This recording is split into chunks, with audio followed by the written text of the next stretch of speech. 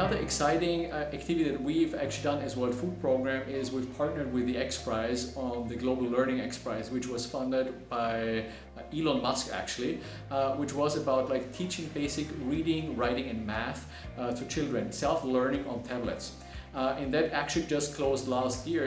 And WFP provided the field testing in Tanzania to make sure this can actually be tested in field locations. Like it's open source software that's now available to children, and it's exciting to see that some of these things can already work.